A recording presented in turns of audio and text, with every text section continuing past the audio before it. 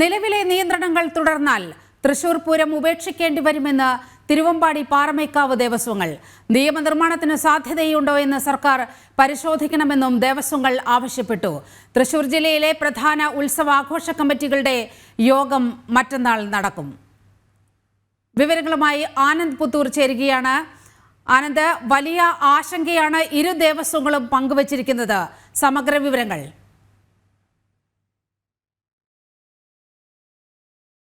നിലവിലെ നിയന്ത്രണങ്ങൾ തുടർന്നാൽ തൃശൂർ പൂരം ഉപേക്ഷിക്കേണ്ടി വരുമെന്ന് തിരുവമ്പാടി പാറമേക്കാവ് ദേവസ്വങ്ങൾ അവരുടെ ആശങ്കയാണ് മാധ്യമങ്ങൾക്ക് മുൻപാകെ അല്പസമയം മുമ്പ് പങ്കുവച്ചത്.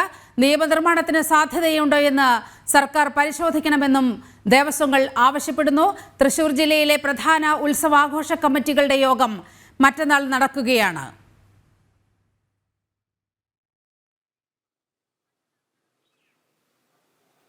തൃശൂർ പൂരം അട്ടിമറിക്കാൻ വലിയ നീക്കങ്ങൾ ഉള്ള ഒരു സാഹചര്യമുണ്ട്. ആനന്ദ് പുത്തൂർ ചേരുകയാണ് വിവരങ്ങളുമായി. ആനന്ദ്, ഇരു ദേവസ്വങ്ങളും അവരുടെ വലിയ ആശങ്കയാണ് മാധ്യമങ്ങൾക്ക് മുൻപാകെ പങ്കുവച്ചിരിക്കുന്നത്. വിവരങ്ങൾ.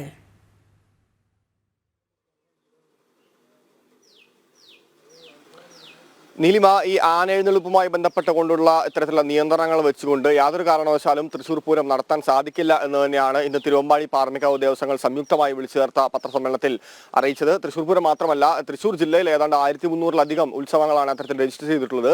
ഇതിൽ ഭൂരിഭാഗം ഉത്സവങ്ങൾക്കും ഇത്തരത്തിൽ പ്രതിസന്ധി ഉണ്ടായിരിക്കും. അതുകൊണ്ട് തന്നെ ഇതുമായി ബന്ധപ്പെട്ടുകൊണ്ട് സംസ്ഥാന സർക്കാർ ഏതെങ്കിലും തരത്തിലൊരു നിയമനിർമ്മാണത്തിന് സാധ്യതയുണ്ടോ എന്ന് പരിശോധിക്കണം എന്നാണ് തിരുവമ്പാടിയും പാറമേക്കാവും സംയുക്തമായി ആവശ്യപ്പെട്ടിട്ടുള്ളത്. മാത്രമല്ല, മറ്റന്നാൾ ഇതുമായി ബന്ധപ്പെട്ടുകൊണ്ട് ഉത്സവാഘോഷ കമ്മിറ്റികളുടെ എല്ലാം ഒരു യോഗം വിളിച്ചിട്ടുണ്ട്. കൗസ്തുഭം ഓഡിറ്റോറിയത്തിൽ, തിരുവമ്പാടിയുടെ കൗസ്തുഭം ഓഡിറ്റോറിയത്തിലാണ് ആ യോഗം നടക്കുന്നത്. വിവിധ മത വിഭാഗങ്ങളിൽപ്പെട്ട എല്ലാ ആഘോഷ കമ്മിറ്റികളെയും ആ യോഗത്തിലേക്ക് ക്ഷണിച്ചിട്ടുണ്ട്. മാത്രമല്ല, ഈ സുപ്രീം കോടതിയിലേക്ക് പോകാനുള്ള ഒരു തീരുമാനം തൽക്കാലം ഇല്ല എന്ന് തന്നെയാണ് ഈ ഇരു ദേവസ്വങ്ങളും വ്യക്തമാക്കിയിട്ടുള്ളത്. സംസ്ഥാന സർക്കാർ തന്നെ ഇതുമായി ബന്ധപ്പെട്ടുകൊണ്ടുള്ള കാര്യങ്ങൾക്ക് ഒരു ഇടപെട്ടുകൊണ്ട് ഒരു നിയമനിർമ്മാണത്തിന് സാധ്യതയുണ്ടോ എന്ന് അന്വേഷിക്കണം എന്ന് തന്നെയാണ് ഇവരുടെ പ്രധാനപ്പെട്ട ആവശ്യം. നീലിമ, ഒരു നിയമനിർമ്മാണത്തിന്റെ കാര്യമൊക്കെ ദേവസ്വങ്ങൾ ആവശ്യപ്പെടുന്നുണ്ടല്ലോ, അതിനെക്കുറിച്ച് കുറച്ചുകൂടി വിശദമായി.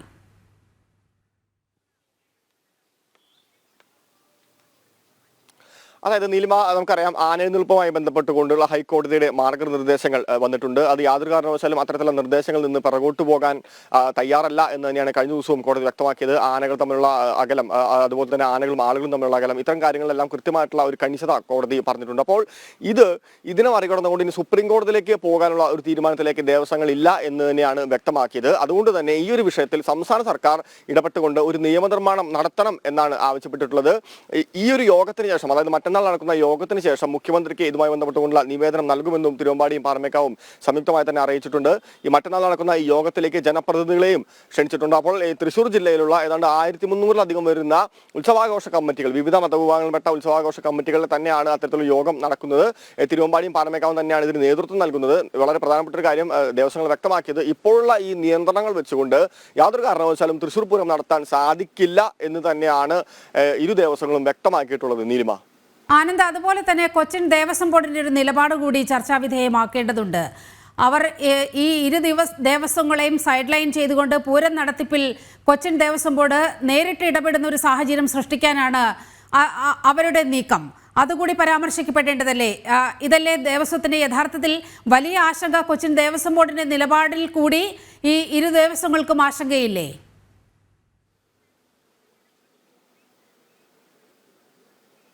തീർച്ചയായിട്ടും. അതായത് കഴിഞ്ഞ ദിവസം അത്തരത്തിൽ കൊച്ചിൻ ദേവസ്വം ബോർഡ് പ്രസിഡന്റ് പറഞ്ഞ ഒരു പ്രധാനപ്പെട്ട കാര്യം, ഈ പൂരം നടത്തിപ്പിൽ ഒരു ഉന്നതാധികാര സമിതിയെ കൊണ്ടുവരണമെന്ന് തന്നെയാണ്. ഒരു ഹൈ പവർ കമ്മിറ്റിയുടെ മേൽനോട്ടത്തിലായിരിക്കണം തൃശൂർ പൂരം നടക്കേണ്ടത് എന്നാണ്.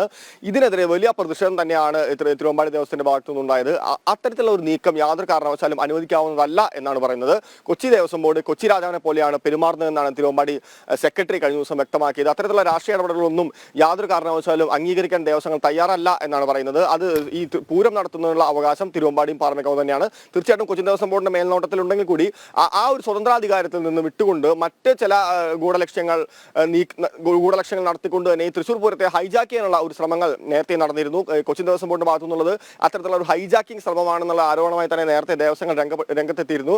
എന്തായാലും ഇപ്പോൾ ഇത്തരത്തിലുള്ള ഈ ആനയെഴുന്നള്ളിപ്പുമായി ബന്ധപ്പെട്ടുകൊണ്ടുള്ള നിർദ്ദേശങ്ങൾ കൂടി വന്നുകൊടുക്കുന്നത് തൃശൂർ പൂരം പ്രതിസന്ധിയിലായിരിക്കുകയാണ്. ഇത്തരത്തിലുള്ള നിലവിലെ നിയന്ത്രണങ്ങൾ വെച്ചുകൊണ്ട് മുന്നോട്ട് പോകേണ്ടി വന്നാൽ തൃശൂർ പൂരം ഉപേക്ഷിക്കേണ്ടി വരുമെന്ന ആശങ്കയാണ് തിരുവമ്പാടി പാറമേക്കാവ് ദേവസ്വങ്ങൾ മുന്നോട്ട് വയ്ക്കുന്നത്. ആനന്ദ് പുത്തൂരാണ് സമഗ്ര വിവരങ്ങൾ പങ്കുവച്ചത്.